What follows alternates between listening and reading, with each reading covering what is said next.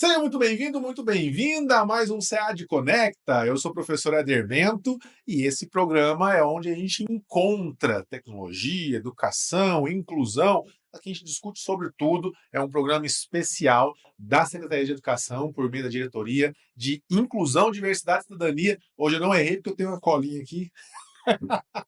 E é isso, seja muito bem-vindo. Você já se inscreveu no canal? Ainda não? Então já se inscreve agora, já deixa o seu like nesse vídeo e compartilha, porque hoje a gente vai falar um pouquinho mais sobre inclusão, mais especificamente a gente vai falar sobre deficiência visual. Eu tenho certeza que tem um monte de curiosidades que você não tem nem ideia e também a gente vai falar um pouquinho sobre educação relacionada a isso. Sabe? Incluir pessoas com deficiência visual, ferramentas que a gente pode utilizar para ensinar. E eu trouxe pessoas especializadas nessa área e eu vou abrir agora para apresentá-los para você. Sejam muito bem-vindos, Débora, Obrigada. Massami. É um prazer recebê-los aqui. Ambos são professores do SEMAD, né, que é o Centro Municipal de Atendimento À à diversidade. diversidade.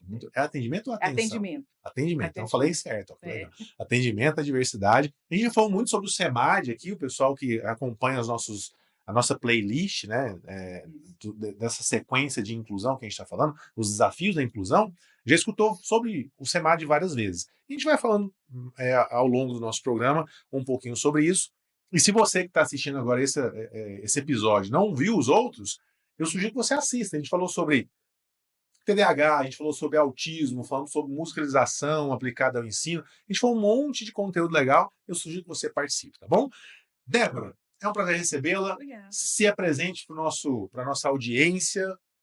Obrigada pelo convite, né? Eu acho que é um tema muito pertinente, né? Que a gente precisa mesmo conhecer e saber o que está acontecendo até dentro do SEMAD, né? Em relação a isso.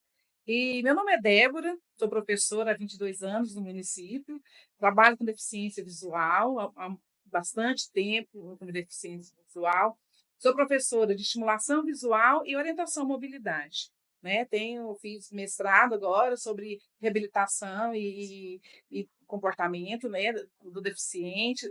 Então, isso assim, veio só agregar dentro do meu trabalho em relação a isso. Então, é um prazer estar aqui falar sobre esse tema. Seja bem-vinda. Professor Massami, se apresente para o pessoal.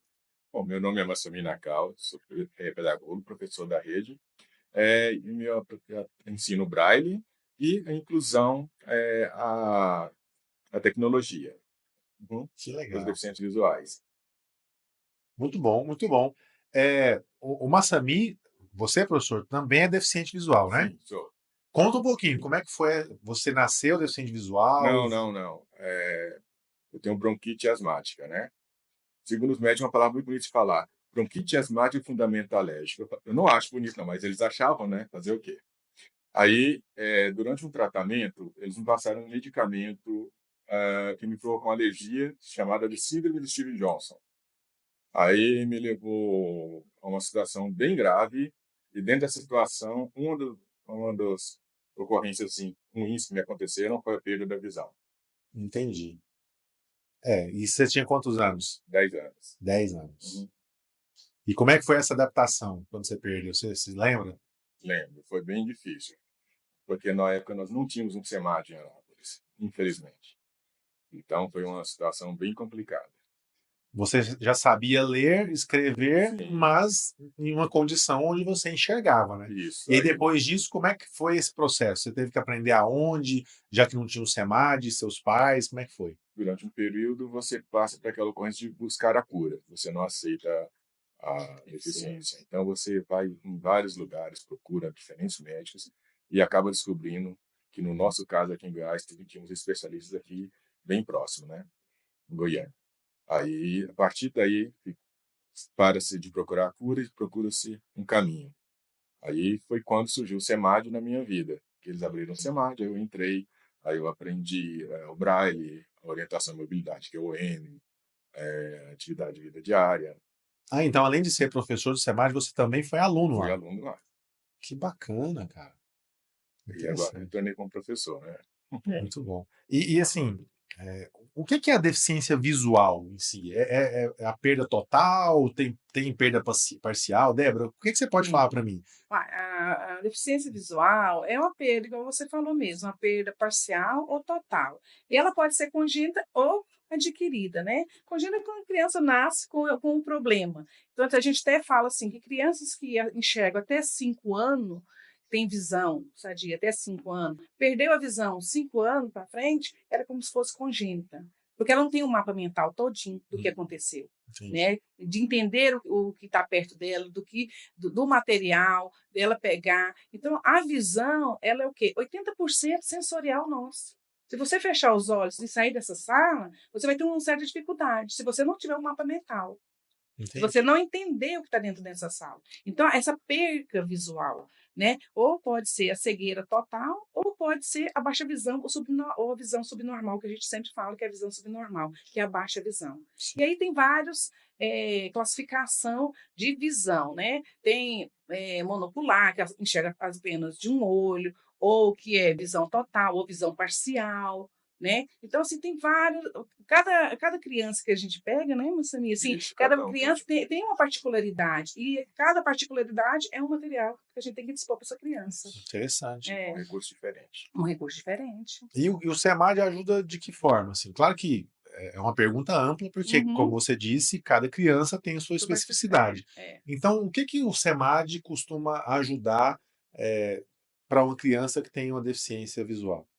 Então, o que o SEMAD oferece para essa criança? Que a gente já tem de crianças que são do município, né? E tem crianças também que, às vezes, não é do nosso município, mas que vêm até nós em relação para saber até orientação, para saber o que fazer. Entendi. Então, o que a gente oferece dentro do SEMAD? O Braille, orientação mobilidade e a tecnologia que é com a SAMI, e o Braille também com a SAMI. Eu Explica faço. o pessoal o que é Braille. O pessoal não está sabendo. O que é Braille? Braille é um recurso tátil de leitura. Ele, você pode Olha, mostrar? olha que terminologia, hein? Curso Recurso tátil, tático de leitura. assim, Tátil. que tem Tátil. Tátil. De tático. Foi que tátil. tátil. Recurso Tátil. tátil, porque é o do tato. Faz Porque, sentido, por exemplo, total. É isso aí. quando você enxerga, você vai fazer uma letra A, você faz aquele desenho. Em Braille, você faria isso aqui, só que naquela pequena cela. Esse é o A deles. Esse é o A. Perfeito. Então, com Então, 6 furinhos, com 6 pecinhas, que você escreve o formam alfabeto. 63 conjuntos. Isso. Todo o Aí, alfabeto. então, desses 63, você tira todo o alfabeto, números, sinais matemáticos, a musicografia, você pode. Tem infinidade de coisas para fazer. Sério? Os sinais da música também dá para fazer tudo Dá aí. para fazer através desses 6 pontinhos dentro da nossa linha. Que legal. Acento, vírgula, ponto, toda a gramática. Consegue fazer tudo. Não deve ser fácil decorar isso não, hein? Bom, eu considero ser simples, porque é uma vez que o ser humano é altamente adaptável, né? Sim. Assim que ele aprende a fazer aquelas voltinhas para o A, para o B, as letras, vamos supor, uma criança vai fazer uma letra Q cursiva e um O cursivo, bom, é bem parecido, né, para uma pessoa ali, né? Uma pessoa confundiu comigo as letras, falei, não é assim, né? Aí eu fui explicar as diferenças, assim como na tinta tem em Braille essas diferenças e particularidades. Então acho que é muito fácil a pessoa aprender. Interessante, cara. Identifiquei. Quem olha assim acha complexo, Aham. né? Mas no estudo, quando você vai estudando, você vê que a forma da leitura, a forma de posicionar o dedo, isso tudo é um detalhe, né, que compõe essa leitura. Né? Aham. Se você pega um livro aqui de Braille, que todo de Braille, Deixa eu puxar esse copo seu para cá, isso, para mostrar pro pessoal. todo de Braille, né, Massami? E tem Pode mostrar nessa câmera aqui? tem Braille e tem caixa alta. O que é o caixa alta? É para baixa visão. Entendi. Tá vendo que ele é maior? E aqui é o Braille, aqui é a leitura deles. Então, quando eles começam a ler, eles põem o dedo aqui para ter o segmento. Põe aqui e começa o segmento da leitura. Então, né, Massami? Aqui, ó, o livro está na sua frente. Isso. Quando você vai fazer a leitura, por exemplo, em tinta, você faz a leitura normalmente, né? Em Braille também vai ser, É a só que mesma você ordem. vai na mesma ordem, respeitando a mesma norma da língua portuguesa, da nossa escrita, né? A gramática é a mesma, então. Mesma Isso, coisa. mudam alguns pequenos detalhes, ensinar a parte de maiúsculo, números, tem que ter um sinal antes, né, para indicar que é um número, mas respeitando sempre o nosso padrão tradicional, né? Por curiosidade, usando esse kitzinho, como é que chama esse kit que você me mostrou no começo aí para representar Esse as Alfabeto, letras? esse aqui, É, alfabeto Braille. alfabeto Braille, é esse Isso. aí? Esse aqui é um alfabeto É- vazado. Vazado Vazado. Braille. Você consegue mostrar para o pessoal que está assistindo Hum. algumas letras para o pessoal ver? E como é que você mostraria se tivesse maiúsculo, minúsculo, essas coisas? Dá para fazer ou não? Vou pegar aqui. É assim. Deixa eu pegar aqui. É muito interessante o sistema deles. E você pode notar que aqui, ó, quando ele prepara aqui, é o que mostra que começa a letra. Então, ele não vai olhar, quando está esse chanfradinho aqui, Aham. ele não vai olhar dessa forma. Ele Já sabe que sabe que tem começa ordem. aqui. Então, a ordem da letra começa aqui. Tem toda uma lógica, Tem né? toda uma Como é que você sabe a história do Braille? Quem que inventou esse negócio? Eu fiquei Louis curioso. Braille, ele nasceu em 1809 na França. Não vou arriscar falar o nome da cidade, tá? Tá. Coffrey, algo assim. Então, Coffrey, algo assim. É. Então, é meio complicado. Aí ele perdeu a visão por completo aos 5 anos e ele foi para o Instituto Real, na França. Aí lá ele conheceu o código noturno. E a partir do código noturno ele fez o código Braille. Aí em 1825, aos 16 anos, ele apresentou o Braille na faculdade. Que interessante, cara. O cara tem que ser muito esperto para Isso sem desenvolver isso. internet, sem nada. Sem nada, né? Sem nada, viu? É, E aí, preconiza até hoje. é.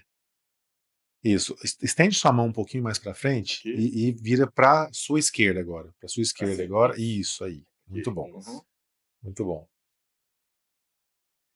Aqui é um sinal que indica que a letra que vem a seguir é maiúsculo. Ah, E aqui- então tem um sinal para antes. Entendi. Isso que eu expliquei. Alguns sinais Aham. que antecedem, né? E aqui a letra E. Então é um E maiúsculo. E minúsculo, E maiúsculo. Interessante, cara. E número?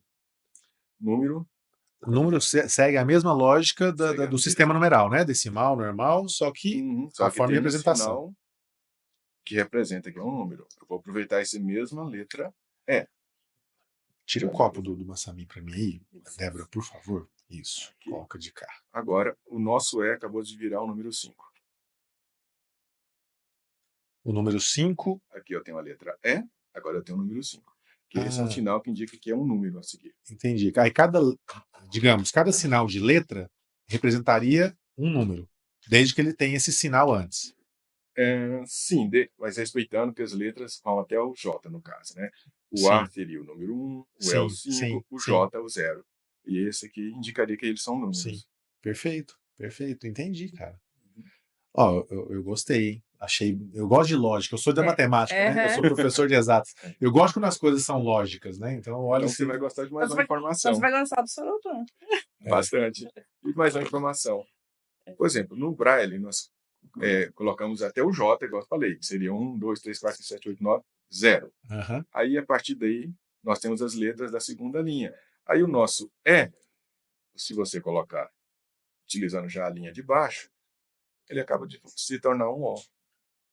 Porque utilizando uma segunda linha. É assim o Braille. Então, por isso eu falo que é fácil, que é só você adequar aos números. Então ele é uma lógica, não é aleatório o Isso, não é posicionamento. aleatório, Não é uma lógica. Ele segue uma sequência lógica. Se você Isso. entender a sequência dos ciclos, né? Isso. Eu tô falando besteira, é isso mesmo, Não, né? é isso mesmo. Existe É um isso ciclo de letra, né? Isso, existe um ciclo. Só uma letra que não respeita esse ciclo. Ah. Que ele foi adicionado ao alfabeto Braille em 1850, se não me falha a memória. Que é o W. O W. Mas as demais letras todas seguem esse ciclo. É igual na matemática, tudo tem sua exceção também. Tem. É verdade. É normal. Que interessante, interessante. E você falou de Soroban? Eu vou aproveitar e já falar de Soroban. O Soroban é uma forma que vocês usam para fazer a conta porque matemática, né? Legal. Porque é bem tátil também, né? O próprio Soroban. É tátil. Sim. Também. Aí, com uma sambinha. Cadê o Soroban? Tá na sua frente. Isso. Aqui. Uhum. Eu já Tá vi. vendo que é importante até a comunicação com o deficiente visual? Se você falar ali, ele não vai saber ali onde, né? Exatamente. Então, essa questão assim, da comunicação é importantíssima. Igual o professor que tem um aluno que é deficiente visual dentro de sala, tem que tomar consciência em relação a isso. Ó, eu tenho um aluno deficiente visual, eu preciso estar localizando ele. Então, eu não posso falar, você vai sentar ali. Ali onde, né? Ó, Então, aproveitando esse gancho, Débora, eu gostei muito dessa sua fala. Eu também sou professor há mais de 20 anos na rede, né? A gente dá aula aqui. E eu já tive alunos com deficiências visuais.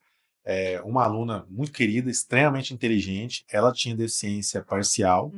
Ela enxergava muito pouco, né? Então, mas ela conseguia enxergar com uma lupa. Tem uma lupa, né? É lupa mesmo que fala? Lupa são os especial? recursos ópticos, né? Então, e aí ela conseguia enxergar, mas ela tinha que olhar letra por letra para poder enxergar, mas ela tinha muita dificuldade, mas ela era muito estudiosa. Na aula não dava tempo de fazer isso, então ela tinha uma memória muito boa, escutava toda a aula, prestava atenção, e alguém copiava um caderno para ela, né? Uma cuidadora copiava no caderno para ela poder estudar em casa.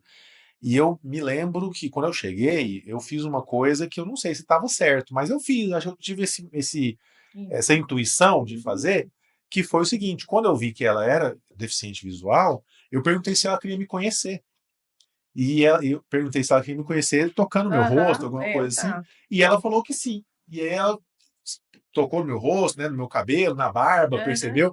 E eu vi que foi uma forma, certo ou errado, mas naquele contexto funcionou para nós dois ali, de criar uma conexão com ela, sabe? E a partir disso, eu vi que ela tinha uma atenção redobrada na minha aula, eu gostava muito, por conta desse aspecto, né, de eu incluir de verdade. Sensibilidade que você promoveu para ela, né? E é isso aí, não está errado, não. Né? Acho assim, o professor, né, mas também é interessante fazer isso em sala de aula com os colegas mesmo. Através disso aí, você mostrou para ela a sua face, o seu tamanho, que você provavelmente estava de pé quando aconteceu, né? Sim. Aí ela teve noção da sua estatura. Ela pensava assim, não, ele era um gigante, não, ele era baixinho. Não, aí viu a sua real estatura. Tem todo um segmento com o seu ato aí. Legal. Muito bom. Então faz sentido mesmo a gente agir dessa forma. E outra coisa também que é interessante, sempre que a pessoa chega em sala, a Wélia chegou, a Débora chegou, a Samir chegou.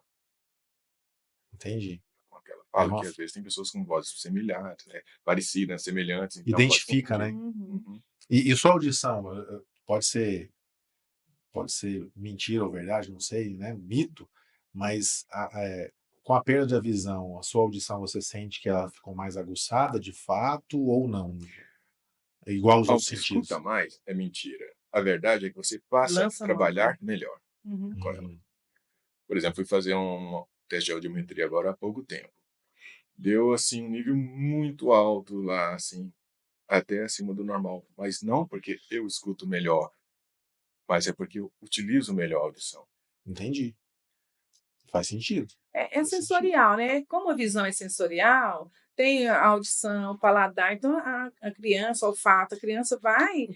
O tato, né? Que vai explorar. Então, ela vai usar muito mais esses recursos que ela tem, porque ela não tem visão.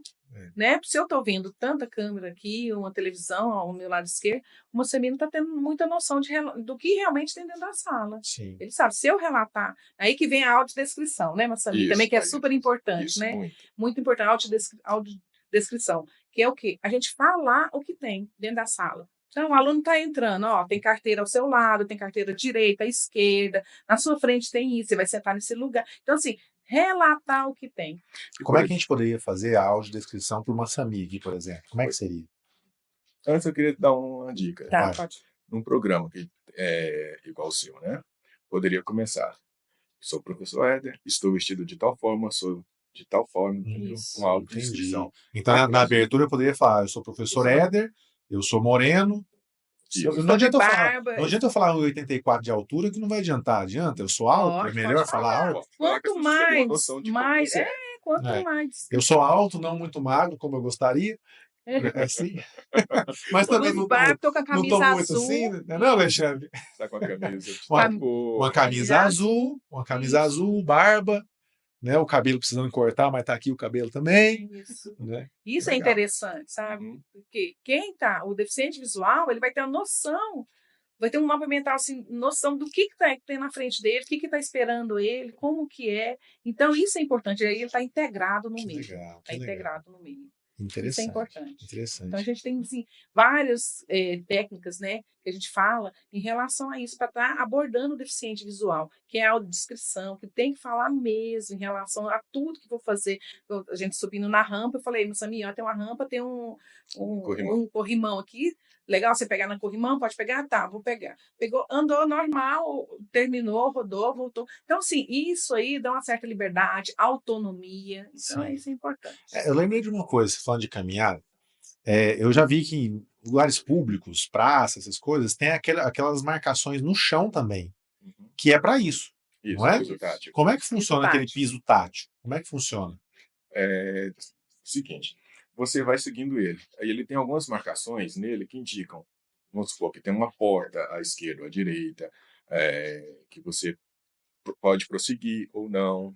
Então, aqueles quadradinhos com bolinhas e riscos indicam essas coisas dentro daquele piso tátil. Tem o piso tático, né? Você segue reto com a bengala, você vai seguindo reto, você observa, você vai seguindo reto. E no meio tem os quadradinhos. Os quadradinhos quer dizer o quê? Ou é para virar para a direita ou virar para a esquerda. É uma escolha sua. Quer dizer, você vai parar ali. Ou tem alguma coisa mais à frente. Então, com o passar da bengala, o andar da bengala, você vai sentir o que tem. Então, o que acontece? Por isso a gente ensina orientação à mobilidade, segurando a bengala com o dedo indicador. Por quê? O dedo indicador, ele vai com toda a ramificação até na coluna. E na coluna ele vai levar para onde? Para o cérebro.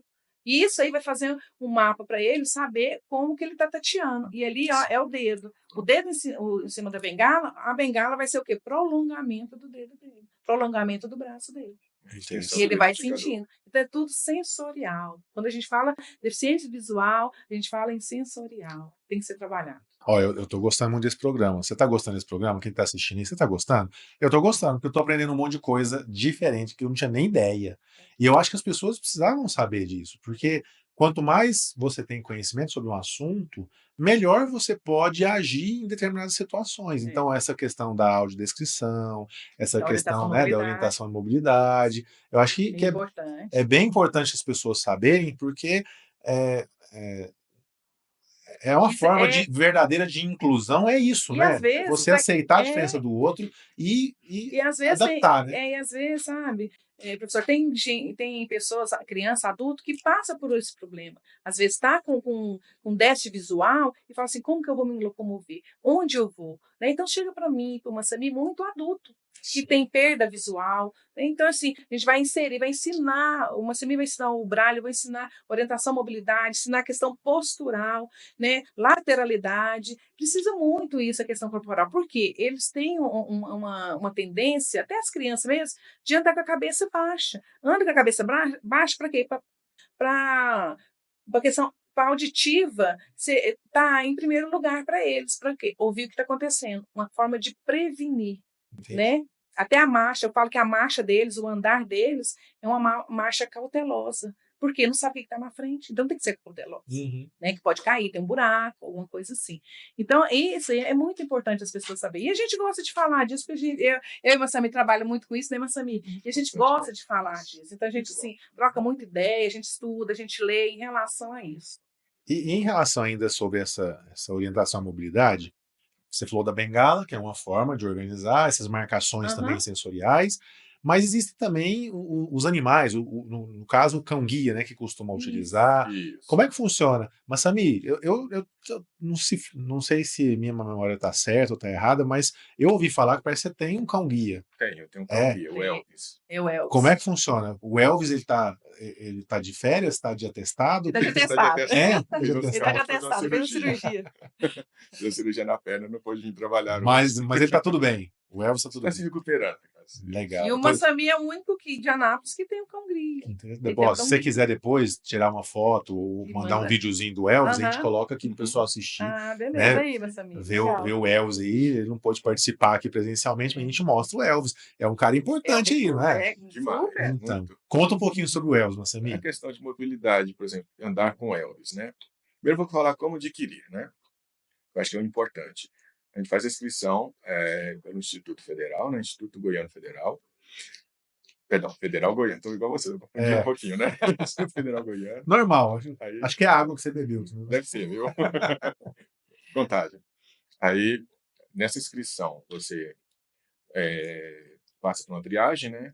Primeiro, que na realidade eles escolhem não a pessoa para o cão. Aliás, o cão para a pessoa para o cão. Porque cada um tem essa particularidade, sua caminhada, sua movimentação, força física, tamanho, tudo muda, né? De pessoa para pessoa, e assim como o cão. Cada um tem sua personalidade. Então tem que achar um que combina com o outro. No caso, para mim, encontraram um Elvis. Ou me encontraram pro Elvis, sei lá. Total. Aí a gente faz um treinamento, e não é simplesmente chegar e pegar o cão, né? Assim como a bengala, você tem que aprender a utilizar o cão também. Por exemplo, para ter um cão guia, você primeiro tem que saber utilizar a bengala. Não pode simplesmente passar direto para o cão. Não é o ideal. Pode acontecer, mas não é o ideal. Aí, com ele, muda muito essa questão de mobilidade. Igual a Débora falou ainda há pouco, né? Essa caminhada cautelosa muda bastante, porque você passa, vamos supor, um trajeto que você faz em 28 minutos, que é o meu caso, estou citando eu como exemplo. Eu faço em 13 a 11. Com cão guia. Com cão guia. Com uma redução, assim, muito grande. E como é que ele corresponde? Quando ele vê um obstáculo, ele já te avisa, ele para? Sim, ele para, indica. Se ele acha que é algo muito perigoso, ele toma a minha frente mesmo. Não é nem só parar, ele toma a frente. Por exemplo, uns dias atrás, tinha alguns fios caídos, ele achou que era muito perigoso. Ele já cruzou na minha frente, e a pessoa tem fio na sua frente, cuidado. Eu falei, obrigado. Mas ele já havia parado, entendeu? Interessante, cara. Já tinha me cortado, falou que tinha alguma coisa errada. Eu não sabia o que era, mas ele sabia, então vamos respeitar, né? Você deve criar uma conexão muito forte com ele, né? Sim. Deve ser um amigo mesmo. Sim, é verdade. Bacana. Bacana, cara. Eu fiquei com vontade de conhecer o Elvis agora. Fiquei com vontade. Será que acabou o atestado dele? Isso. Né? Então, Atestado conhecido. já está super convidado para um outro programa. O Elvis vir aqui participar. E vamos falar do Sorobã? Então, eu estava Eu quero pensando falar uma coisa Você quer primeiro. falar? Só uma coisa, que a gente falou da bengala, né? Da bengala, legal. Eu quero mostrar uma coisa aqui sobre a bengala primeiro. Tá? Deixa eu pegar. Pegou as duas? Nossa, tanta coisa. Já pegou as duas aí? A bengala? Uhum. É muito importante falar sobre isso daqui. Tô com a testa. Espera aí.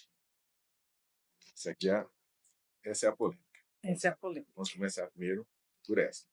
No meu caso, sou um deficiente visual, considerado cego, que a partir de uma certa acuidade visual, mesmo você tendo uma certa percepção, igual tenho de claridade, cores e vultos, é considerado cego. Então, utiliza uma bengala branca de ponteira amarela. Ah, tem as classificações. Aí, para quem tem a baixa visão, utiliza uma bengala verde. Aí, quem é surdo cego, utiliza uma bengala branca com faixa vermelha. Ah, não sabia dessa diferença. Surdo cego. Porque às vezes as pessoas confundem, acham que a pessoa está fingindo que é cega, porque ela tem uma baixa visão e está utilizando uma bengala. Mas se ela está com a bengala verde, está mostrando que ela é baixa visão, mas precisa da bengala, precisa dessa tecnologia para se movimentar. Ela não tem como andar sem ela, que vai se ferir, vai cair. E a visão não é funcional, né? Para atravessar uma rua, para andar só para ver um buraco. A visão não proporciona isso. Proporciona talvez um detalhe, mas não total. Você falando de baixa visão, no seu caso, você não tem a cegueira total, como é que é? Não. Mas como é que funciona a sua condição? A minha percepção, em termos, vou colocar em porcentagem, não em acuidade. Que o termo médico seria acuidade, né? Eu vou colocar como porcentagem, que eu gosto de trabalhar com porcentagem, no caso.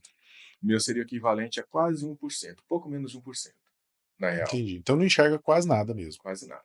Mas o que você enxerga? Cores, vultos, luzes. Você consegue ver alguma cor? Sim. Qual cor? Todas elas ou... A maioria delas, desde que estejam... tem que ser uma luz intensa, tem que ser uma luz intensa direcionada? Não, provoca fotofobia. O que é fotofobia? É a claridade, é o excesso de claridade. E aí, o que causa no corpo? Quando você olha para o sol, aí você tem que fechar os olhos. Essa é a fotofobia. Entendi. Provoca até uma dor até. É igual olhar para o sol. Entendi. Isso, porque a pupila dilata muito, ainda mais deles. A pupila já está um pouco dilatada. Então, a luz incide e entra muita luz. Nós não, a gente olha e abaixa um pouco, né? Até consegue. Agora, eles não. Então, dá fotofobia. Interessante.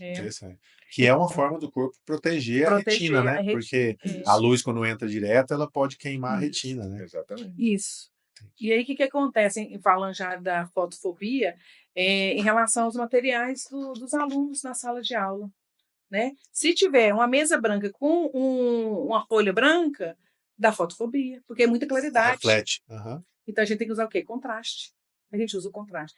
Põe na mesa, ou preto com a folha branca, ou coloca um azul com a folha amarela, atividade com folha amarela, folha azul. Sim. Para quê? Para quebrar essa fotofobia da criança. Olha que interessante. É. Também outra informação bacana para É. professores, né? É. Você tem que analisar. Às vezes a sua Isso. prova você pode fazer com uma cor Com outra diferente cor de papel. diferente. Por quê? Porque isso você quebra a fotofobia dele e também dá o quê? Um descanso visual. Porque você colocar o branco reflete demais. Se colocar o branco no branco, você vê o branco reflete. Né? Entendi. Então, essa questão dessa forma da criança aprender, a gente tem que observar o que está acontecendo, por que ela não está conseguindo ver, o que está impedindo. É a letra pequena, é a letra em caixa alta, o que é que a gente tem que fazer? Né? Essa é a observação. Muito bom. Cada um precisa de uma tecnologia diferente, É. não a mesma para todas. Sim. Falando sobre o Soroban, que a gente vai e volta e não começou Vai, ainda, e né? o Soroban fica. O Soroban vai ficando. Eu tô achando que vocês não gostam de matemática, gente. Eu gosto de matemática. Vamos lá. Então, se eu como bom professor de matemática, unidade, dezena, centena. Mesmo esquema do número, começando da direita para a esquerda, né? Uhum. Aí vem, né? Se você tem aqui, então aqui você cai na casa do milhar e assim por diante, né? Certo. Aí você pode fazer as contas, vamos supor, você observando aqui, quantas contas tem em cada 5, caminho? né? 5. 4 embaixo mais uma em cima, Como eu vou representar um número 9, por exemplo, aqui? Eu acho que você baixa de cima e sobe as 4 de baixo. Exatamente. É? Tá vendo? É simples, né? O cálculo matemático simples. Subiu, você desceu, né? E subiu, você tem o 9. Você Total. precisa do 10. Aí já passa para dezena. Sim. Subiu só ela, só o número 1. Então, assim você vai fazendo as contas. Você pode fazer a conta, por exemplo, desse lado e passando o resultado para cá. Desde que sejam contas simples. As contas mais intensas, mais fortes, você utiliza a reglete para ir copiando os resultados. Reglete? Reglete. O que é reglete? O pessoal conhecer. Aí, o pessoal trouxe tudo aqui. A Débora tá... Opa. Trouxe duas reglete. Essa daqui é reglete? Essa aqui também é uma reglete. Aqui tem reglete. Tem Vários função? tipos de reglete. Tem função também. Reglete, função. Uhum. Reglete. Isso é um reglete de página inteira e essa é um reglete convencional. Tá? Aí, como se diria, posso pegar a função? Tá no bolso da frente. Na frente, tá aqui. Uhum.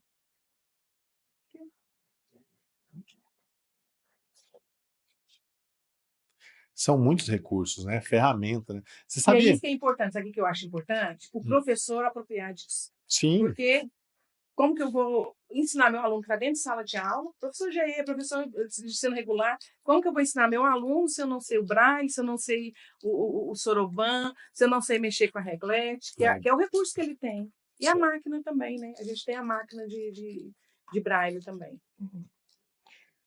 Bom, existem várias formas de lápis, assim como de punção, mas a base é a mesma, sempre tem que ser a ponteira. Quando nós falamos da criação do Braille, ele usou um fuso para fazer a primeira vez em Braille. Então, a partir daí veio punção, a partir de um fuso. Aí nós temos, por exemplo, aqui, eu peguei esses dois que são parecidos para dar um exemplo. Mãos maiores, mãos menores. Entendi.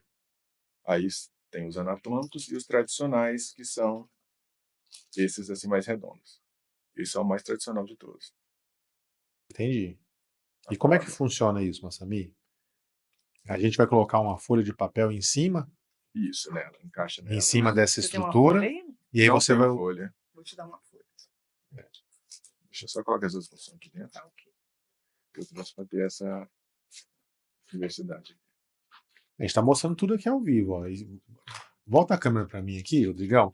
E aproveitar enquanto o Massami está organizando aqui, deixa eu fazer um lembrete para você que está assistindo esse vídeo.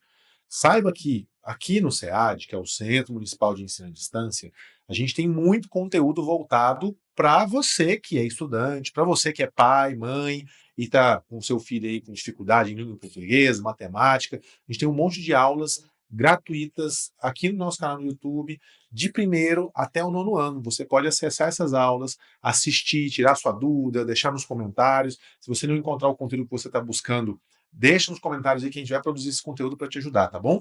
De qualquer lugar do mundo, você tem acesso à internet. Está aqui no nosso canal agora, sabe que você pode utilizar todo o nosso conteúdo.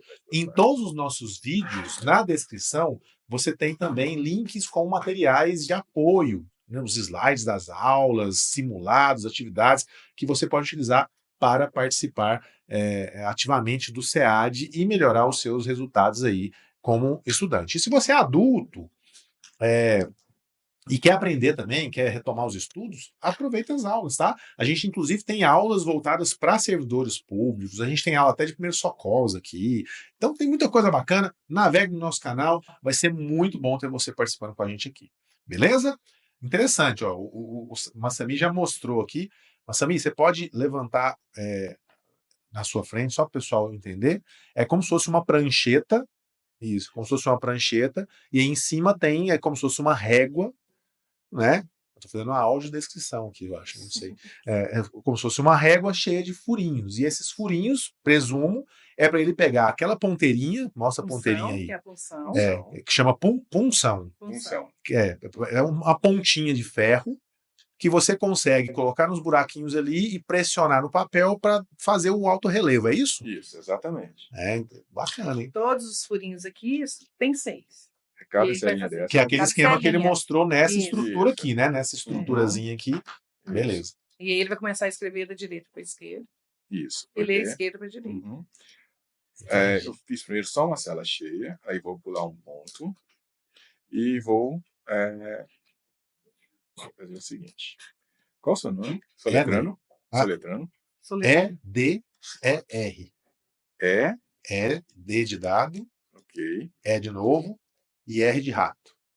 E-D-E-R, Éder. Ok. E não tem acento meu nome. Deveria ter, né, gramaticalmente, mas não tem, é sem acento. E aqui, se eu tô tremendo um pouco, tô um pouco nervoso, não tenho esse costume. Nervoso, moço? Bastante. Ah, entendi. Olha só, achei interessante. Será que o pessoal viu na TV? Ele escreveu, colocou a folha, depois ele virou ela ao contrário. Para ler. Para poder ler. Ele escreve de direita para a esquerda, depois E ler da forma correta. Interessante. Então você escreveu da direita para a esquerda. Isso. E ler da esquerda para a direita. E aqui está o seu nome. Aqui. Eu fiz uma cela cheia para demonstrar. Deixa eu E aproximar logo depois da pouquinho cela mais, cheia, tem um sinal de Deixa eu maiúsculo. ver se a gente consegue ver aqui. Acho que não vai conseguir ver, o Rodrigão. Uhum. Não, acho que... Deixa eu aproximar ali. Aproveitar. Deixa eu levantar aqui e aproximo. Mostra essa aqui. Mostra essa aqui. O pessoal. Isso. Essa aqui a gente vai conseguir ver. Se ele foca aqui. Aí. Isso. Quase, né? Um pouquinho desfocado aí, mas tá quase, ó. Aqui tá o relevo, ó. Consegue focar aqui, Rodrigo? Vê se você consegue focar. Como eu aproximei, ele não ficou muito bom, mas tenta focar aí. Deixa eu ver se vai dar. Aí, viu? Tá vendo aqui? Ó, tá relevo. Aqui tá escrito Éder, no estilo da esquerda da direita. Isso. Aí no Mas começo aí. No início tem uma cela cheia que não é agudo. Aí depois vem o sinal de tem um espaço, sinal de maiúsculo e o seu nome. Então isso aqui significa que é agudo, essa primeira letra. É um é agudo. Então Ele colocou assim. Que legal, cara. Mas é difícil, você tem que treinar muito para sentir com a ponta do dedo e entender, Isso. Esse treino sensorial. Sensorial é o exige treino. prática. Isso. Aí nós fazemos esse estímulo também. Que E aí, como estímulo, que começa toda esse treino sensorial?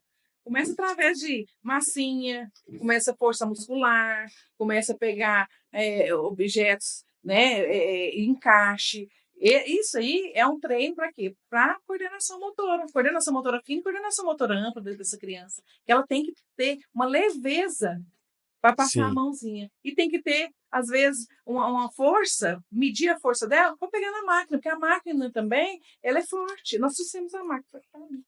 A máquina, né? Nós trouxemos Você a quer máquina. mostrar a máquina? Eu a gente queria pega, mostrar vamos pegar a máquina aqui, deixa eu pegar. E aqui também, para nós vamos ajudar mostrar nessa isso parte do estímulo tático. aí. Nós vamos mostrar isso aqui para ele. Estimular.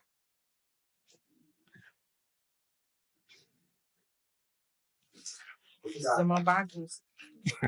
Nossa, bagunçamos tudo. Isso, coloquei pro Massami. Tá aqui na sua frente, Massami. Vou colocar a reglete aqui do meu lado, tá? Deixa eu só guardar aquele punção, que é Ah, tá. Guarda que ela é menor. isso aí. Quando o Massami guarda, Bom que a aí... mesa é grande. Eu falei que nós estamos colocando bastante recurso aqui. Quando o Rodrigo, faz um Massami... favor pra mim. Põe essa garrafa de água aí, pra comida a gente derrubar essa água. Posso pegar esse copo? Põe aí pra mim, Rodrigão. Isso. Bom, a nossa equipe aqui é fera. Isso é bom, esse aqui. Ó, Mas tem como. enquanto o Massami está arrumando aí, outro recurso também que a gente utiliza é a questão desses livrinhos. Porque ele é um livrinho que ele é sensorial. Passa a mão para você ver. Entendi. Você consegue sentir a diferença de De textura, textura. né? De textura. E tem outros materiais também para trabalhar essa parte do estímulo Existe tátil, alguma né? representação para cor? Para cor, É. vermelho quente, é uma cor quente, a gente fala que é uma cor quente. O azul é ameno. Que Débora. Né? E aí, como que faz uma curiosidade assim? Uma curiosidade de como que as pessoas escolhem a roupa para vestir. Geralmente eles fazem assim, bloco de cores, né? Coloca tudo azul, ou então coloca as cores que eles gostam. Ou coloca um sinalzinho na borda da roupa de braille. Borda um braille lá, ou faz um sinal, uma etiqueta, para saber se aquela blusa combina com a calça, se combina com o que eles vão sair. Então, assim, eles são muito ativos em relação a isso. Sim. Muito inteligentes em relação a isso, que, assim, que eles fazem uma percepção, uma organização que eles mesmos entendem. Então, assim, fazer um braille, fazer uma etiquetinha na ponta da blusa, da calça, para saber que combina, que é diferente, um nozinho, alguma coisa assim. Né? Então, quando a gente fala assim, como que eles sabem que cores? A gente fala, o sol é amarelo.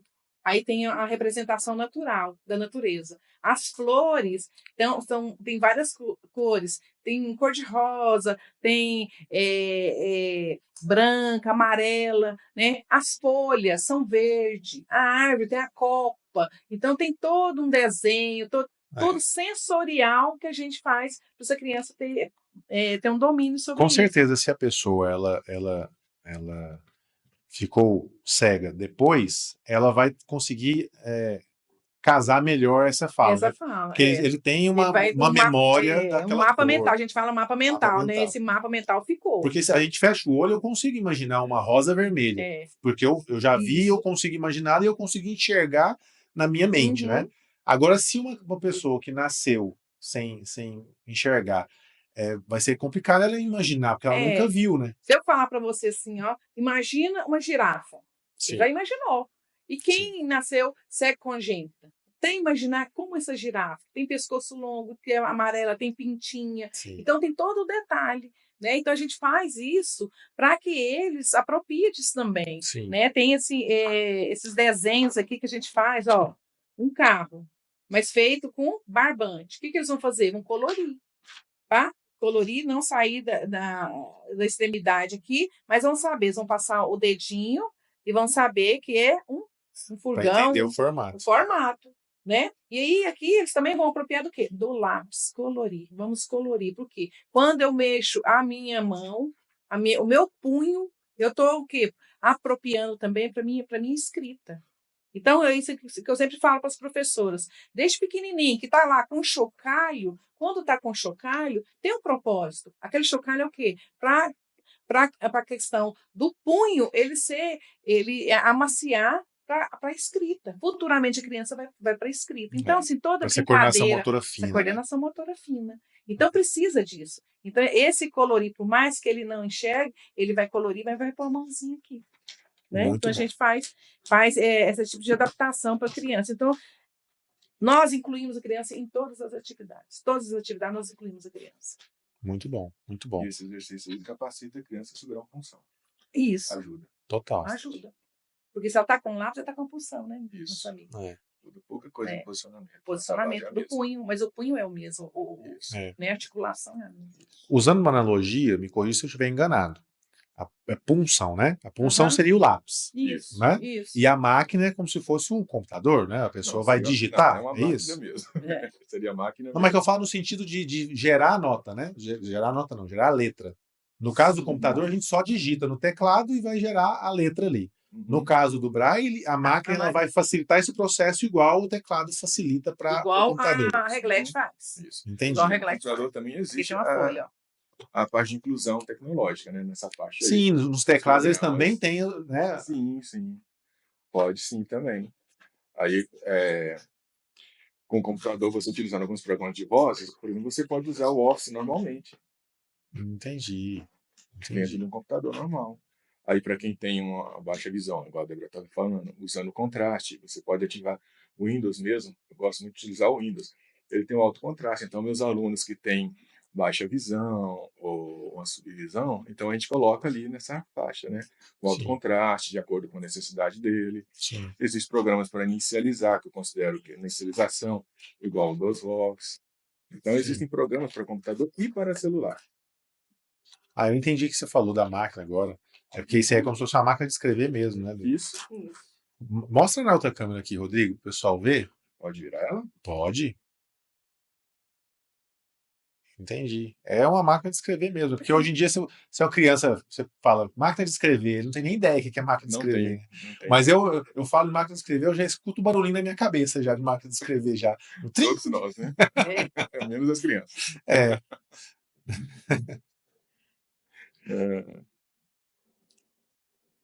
E aí, a mesma forma. Da mesma 6. forma. 6, espaço. E as teclas de acesso normal, né? Então,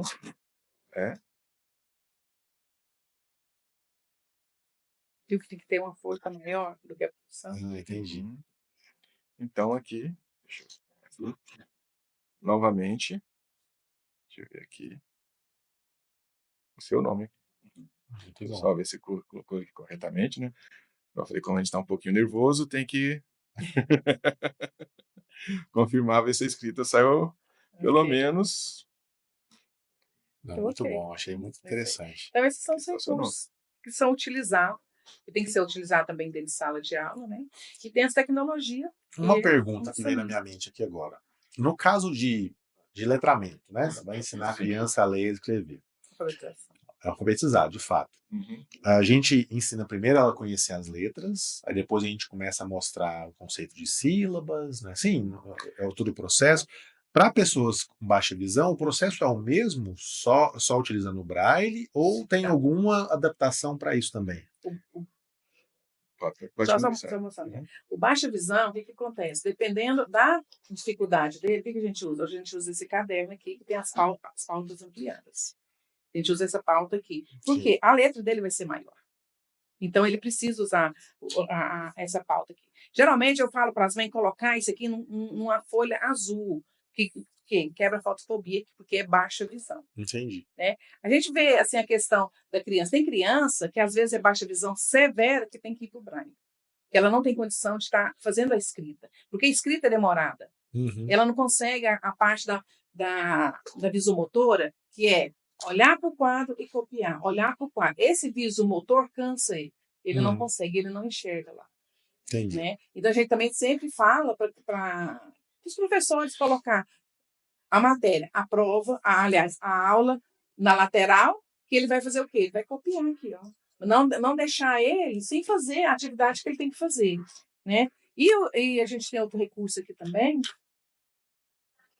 que é o acetato amarelo, para colocar em cima da leitura para quebrar um pouco o branco. Entendi. Então a gente usa esse acetato quando vai fazer a leitura. Né? Então, tanto o deficiente visual, o baixa visão como o cego total vai usar o Braille. O deficiente visual, dependendo o grau dele, ele precisa passar para o Braille. Ou se ele não passar por Braille, a gente tenta todos os recursos para quê? Para essa visão ser potencializada, potencializar essa visão. Porque quando tiver perda, ele vai entender o que ele estava fazendo.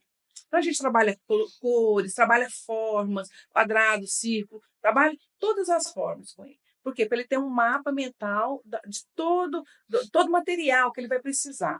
O Massami, no começo, falou uma coisa que eu achei interessante, que no começo do diagnóstico, quando você descobriu, né, sua família descobriu, a primeira coisa é buscar a cura, né? Tentar descobrir Isso, uma forma para curar esse negócio. Depois você percebe que tem que buscar caminhos. isso. Mas você me mostrou no bastidor aqui, Débora, um exercíciozinho de colocar o leão na jaula, né? Isso. Que é esse negócio aí. Isso é para estimular a Estimular a visão. visão, no sentido não de buscar a cura, mas Não. de fortalecer a Potencializar a ferramenta. visão. Potencializar a visão. Porque a patologia já existe. Retinose pigmentar, retinose da prematuridade, que é aquela criança que nasceu prematura e foi para a incubadora. Vou dar um exemplo meu particular aqui agora. Por exemplo, eu e minha companheira são deficientes visuais, ela é total. Aí, como minha casa está sempre com a luz desligada, estava, né? Agora não. Ficava sempre tudo desligado, sempre andando no escuro, usando sempre o tato. Eu tenho 1% de visão. Aí um dia ela me perguntou qual cor é essa roupa, que estava fora da ordem, né? E quando a Débora falou, a gente sempre coloca numa ordem, correta e tal. Aí estava fora. Aí quando eu fui pegar essa roupa, não consegui identificar nada. Falei, cadê esse resíduo visual que eu tenho? Aí eu passei a fazer os exercícios, igual a Débora está falando, esses estímulos e tal. Aí eu consegui recuperar meu 1% através dos estímulos dos exercícios. Perfeito. Aí agora eu consigo novamente ver a cor da roupa. Entendi. Então, a visão é o seguinte: Não também, mas se você esquecer de usá-la, se você, ainda mais deficiente visual, se ele achar muito mais fácil o tato, ele para de usar a visão. Então, qual que é a nossa proposta dentro do SEMAG? Fazer com que essas crianças potencializem a visão dela, o menor que seja. o menor que seja. Perfeito. O Perfeito. menor que Minha aula seja, estou ensinando o braille, mas estou o tempo todo estimulando. Isso. Estou tentando dar um apoio para o trabalho da Débora, porque ele tem que ter esse estímulo visual. Se ele ainda tem um resíduo, tem que aproveitar o máximo possível esse resíduo. Sim. Porque ele vai ajudar de alguma forma, né? Sim. Eu estava contando no bastidor também que eu fui no oftalmologista umas semanas atrás.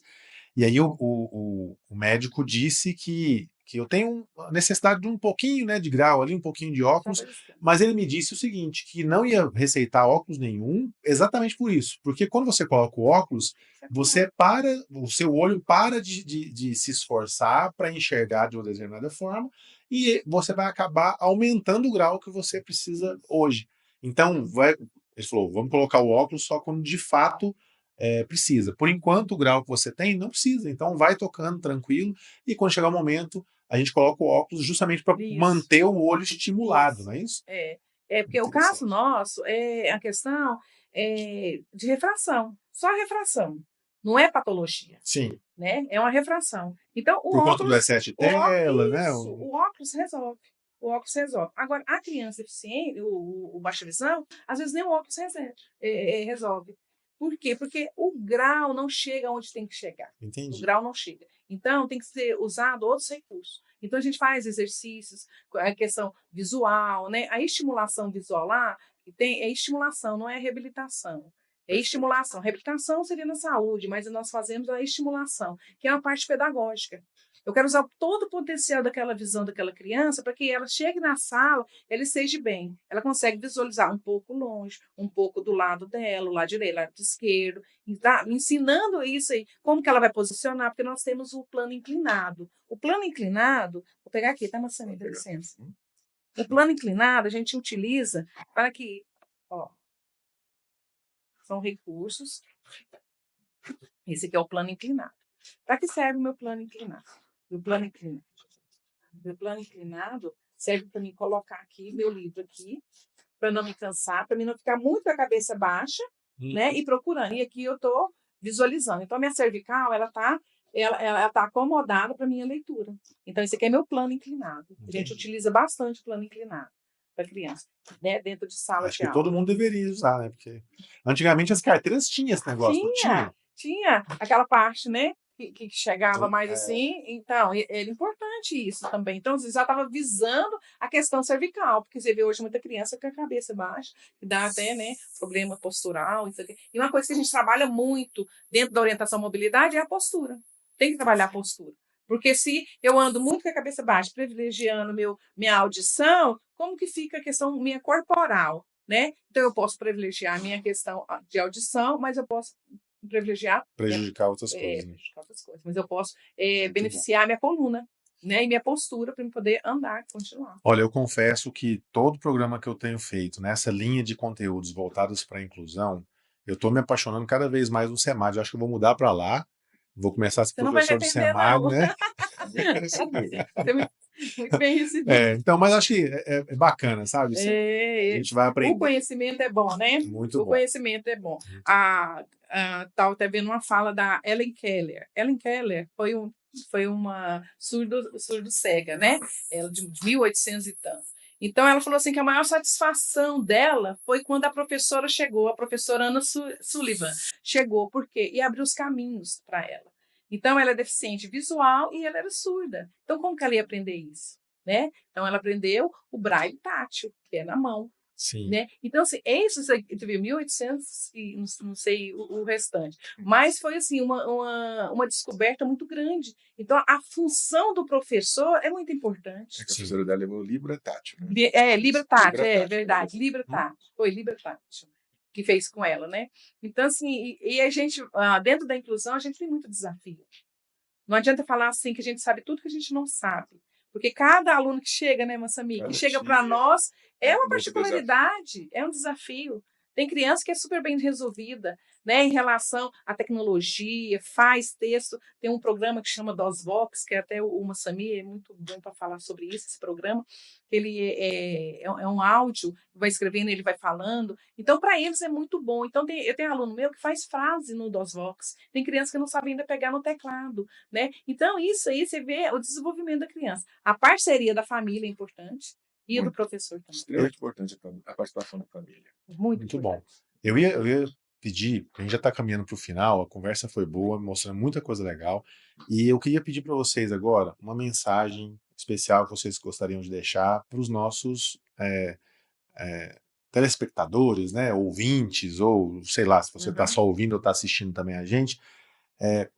Débora, para os professores, né, que tenham algum aluno de inclusão com deficiência visual, o que você deixa de mensagem para eles? O que eles podem fazer para ajudar esse estudante, sem também perder a cabeça? Porque às vezes você fica tão preocupado de organizar com mais 40 na sala, mas o que ele pode fazer para melhorar o aprendizado desse estudante na sala de aula? Olha, professor Éder, eu acredito muito na parceria. Então, eu acho assim como nós, lá no SEMAD, temos desafios, eu acho que dentro de sala de aula tem desafios maiores também, né? Porque é uma sala com vários alunos. E eu acho que o professor ele tem que buscar ajuda. Buscar ajuda. Se eu tenho um aluno que é deficiente visual, e eu sei que existe o SEMAD, que trabalha com essas pessoas, cria uma equipe formidável, a equipe que é capacitada, a equipe que estuda em relação a cada deficiência. Vai no SEMAD, procura nós, que nós vamos estudar junto com você esse caso, vamos ver. E assim, não apavorar. Essa criança precisa o quê? De oportunidade. Ela não precisa ser coitadinha, ela precisa de oportunidade. E aí, quem que vai abrir esses caminhos de oportunidade? O professor. Perfeito. Junto com os pais, né? Que os pais também ficam em desespero. Como que ele vai aprender a ler e escrever? Porque hoje o ler e escrever que é o importante. Mas a gente tem que também desenvolver as habilidades da criança. Sim. Tem as habilidades para desenvolver.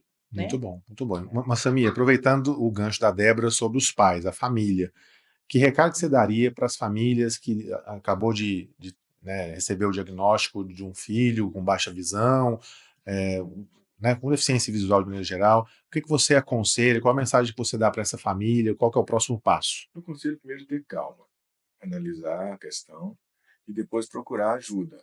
Igual, mesmo no caso das escolas. Procura o SEMAD dentro da escola. Não precisa retirar essa criança da escola, que muitos pais retiram, mas não tem essa necessidade.